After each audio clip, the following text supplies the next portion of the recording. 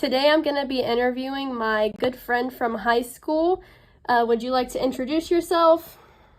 Yes, I'm Cooper Clem. I'm a farmer out of Victoria, Texas. All right, let's get started with the first question. All right, first question, Coop. Can you tell me a little bit about your background and how you first got involved in farming?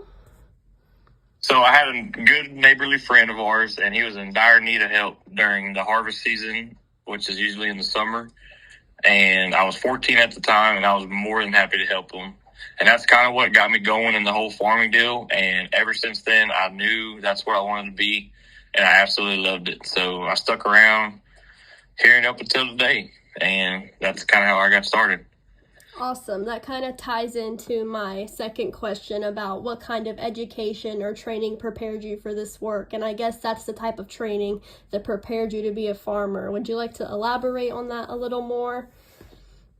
Of course. So it was it's generally all hands-on training. I didn't go to a good or big schooling for it. I never went to any kind of classes to help learn the material or goddamn, I blanked. But yeah, I didn't go to a big schooling or classes or none of that for what I'm doing today. Most of it and pretty much all of it was all hands-on training. I'm in the field all the time. I'm in the barn working on equipment. Pretty much everything that has to do with the farm, I do it at work. Awesome.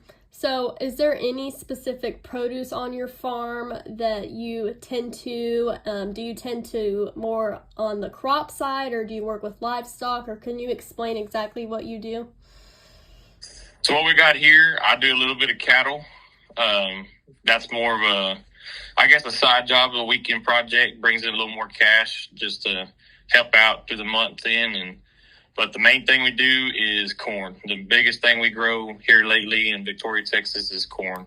It's kind of the easier, I would say, the less expensive crop to grow. There are a lot of people that do cotton around here as well, but us, generally, we do corn. And that's the most profit marginal crop that we can do with our equipment.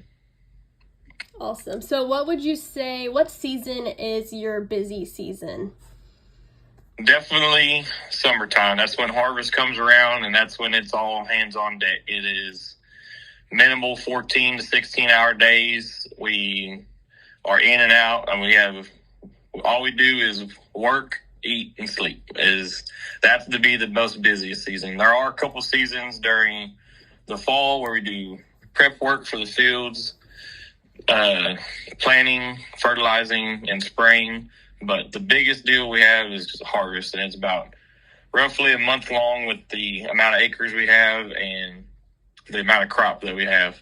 So that would be most likely our busy season during summer. Awesome. So right now during the beginning of fall, as it's starting to cool down, what does a typical day look like for you right now? So a typical day, we're not really busy in the fields. We kind of prepped up all of our fields about a month ago. So right now we're kind of cleaning up just equipment that we've been using. We haven't had a whole lot of time just to maintenance it and get everything done with it for, storage year. And that'd be mainly it, really, just kind of tending to the equipment in the barn, making sure everything's ready to go for the next season. Or if we're about to use it, we're about to start fertilizing here again in roughly December. So we're kind of prepping those pieces of equipment, trying to make sure they're all good, ready to go. And there's no problems, bearings, bolts broken, none of that stuff. So mainly barn work as of right now in the fall. Awesome. So another big question I have that has been a big deal in the ag industry, especially what I'm learning in school. Is there any special type of technology or equipment your farm is using, like new AI, GPS guided planters, or digital record keeping systems, or any drones? I know that's new, up and coming, and I was wondering if y'all use anything like that. Not right now. The drones, like you said, are new and up and coming.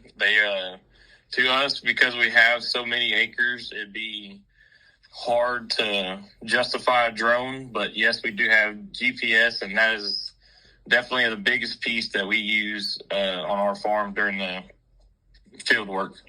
I mean, it keeps us straight on the road. We don't have to second guess if we got that spot, and it definitely helps out in our yield, especially with the fertilizing and seeding and planting and all that stuff. We know exactly where that fertilizer is going to. We know it's going to actually hit the seed and let the seed soak it up and let that plant grow where we need to. Is definitely helping out our yield for sure. GPS is definitely a good help. Awesome. That's cool to know. Just a last couple of questions just to wrap things up. So do you think you've gained any new skills or qualities that are important to succeed as a farmer today over your couple of years as being a farmer? I've definitely realized how much perseverance you need to get through farming, because it's definitely not the easiest. Some years we have a lot of rain. That's great for the crop. We have great crops, and then the next year we could get no rain, and I mean the crop is just not there. We fall on a hard year, so it's definitely, you got to have some perseverance, and that grew on me quite a bit while in my years of farming. You can't just give up after 1 year that's a bad year and just say it didn't work out for you. Like, that's definitely something you have to keep striving for year after year to make sure you do become what you want to become as a farmer. Awesome. So how do you find yourself staying motivated during these tough times other than having great perseverance? I gotta say, just looking forward to the next year. I mean, you do everything you can to make that crop bloom and take care of it and try to make sure you're trying to get a good yield out of everything. But sometimes it's just not enough. Like I said, no rain. Weather is most likely our worst thing. Wind, rain, hurricane, stuff like that.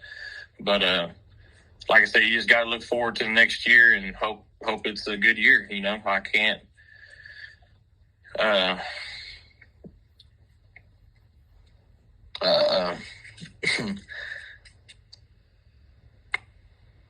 Goddamn, I blanked. I can't think of it. That's it. That's all I got right now. I can't think of anything else. Yeah, that's awesome. I'm sure it's very rewarding when good crop finally comes through after a drought or terrible weather. I'm sure that's very rewarding for you. Oh, it is, for sure. Very much. We got in the combines, we can see the yield, and of course we go back on the fields and look at which ones did better and everything. And especially, it is also a learning curve. I will say that is something we kind of look at every single year for, something to make the next year's crop a little better. Like maybe this field could use a little more rain, or man, it did really good, or maybe we need to put more fertilizer in this field or less in this one. Learning about it, definitely, I kind of look forward to learning about each year and what I can learn about each crop season that we go through. Awesome. All right, last question I'm just going to ask. Do you have any specific advice you would give to any students or younger people that are interested in pursuing farming or any other job in the field of agriculture?